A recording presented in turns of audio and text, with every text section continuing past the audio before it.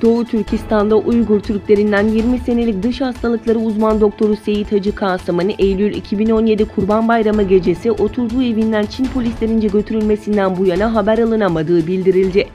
Kaşgarşehir 2. Hastanesi'nin dış hastalıkları polikliniği uzman doktoru Seyit Hacı, halka verdiği hizmetlerden ötürü yardımseverliği ile biliniyor. 47 yaşındaki doktorun tutuklanma sebebinin giderek büyüyen elde ettiği başarıları ve Doğu Türkistan genelinde ün kazanması olduğu düşünülüyor.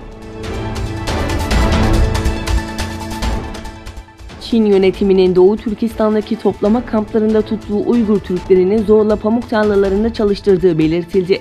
Washington merkezli sivil toplum kuruluşu Çin için Vatandaş Gücü Girişimleri Kurumu, Doğu Türkistan'da zorla çalıştırılan mahkumlar konulu panel düzenleyerek Çin'in Doğu Türkistan bölgesinde uyguladığı zorla çalıştırma politikalarını ele alan bir rapor paylaştı.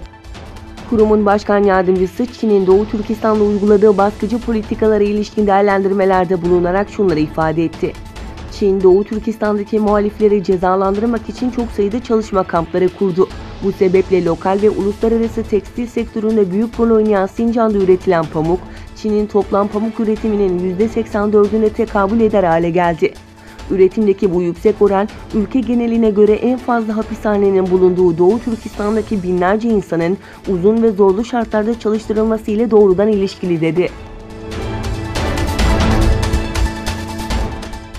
ABD Başkanı Donald Trump, Çin'in ABD üzerinden yıllarca büyük miktarda para kazandığını ve çaldığını savunarak, bu nedenle Çin'deki büyük Amerikan firmalarımıza şirketlerini evlerine ABD'ye getirmeleri ve ürünlerini artık ABD'de üretmeleri de dahil olmak üzere bir an önce Çin'e ise bir alternatif aramaya başlamalarını söyledik açıklamasına bulundu.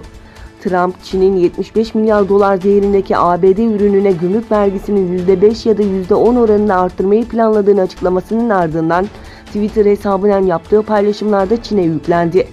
Trump, ABD'nin Çin'e ihtiyaç duymadığını, hatta onlar olmadan daha iyi olacaklarını belirtti.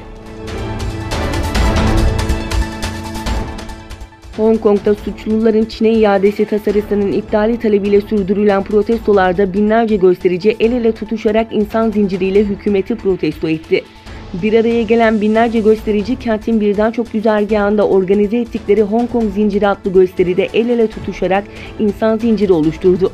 Kentteki metro durakları, otoyolların kenarları, işlek caddeler ve kentin turistik alanlarını dolduran protestocular, "Haydi Hong Konglular, özgürlük için savaş, tasarıyı geri çekin" şeklinde slogan attı. Avrupa Birliği yetkililerinin ABD Başkanı Donald Trump'ın ticaret savaşları politikası ve ABD merkezli teknoloji devleri Google, Apple, Amazon, Microsoft ve Facebook'a karşı alınacak önlemler hakkında 173 sayfalık bir plan hazırladığı bildirildi. Politico'nun haberine göre plan öncelikle bir Avrupa Gelecek Fonu kurulmasını öngörüyor. Söz konusu fonun gelecek vadeden Avrupalı firmalara 100 milyar dolar yatırım yaparak ABD'li ve Çinli teknoloji şirketlerine karşı denge oluşturması hedefleniyor. Türkiye, eski eşi tarafından vahşice öldürülen Emine Bulut'u ağlıyor. Sosyal medyanın gündemine bomba gibi düşen elim olayda Emine Bulut etiketiyle kısa sürede 1 milyon tweet atıldı. Kırıkkale'de yaşanan ve ülkenin gündemine oturan vahşetli Emine Bulut, 10 yaşındaki kızının gözleri önünde eski eşi tarafından boğazından bıçaklanarak öldürüldü. Sosyal medyada dolaşan olaya ilişkin videoda Emine Bulut'un "ölmek istemiyorum" şeklindeki feryadı ve kızının "anne lütfen ölme" şeklindeki yakarışları izleyenlerin yüreğini dağladı.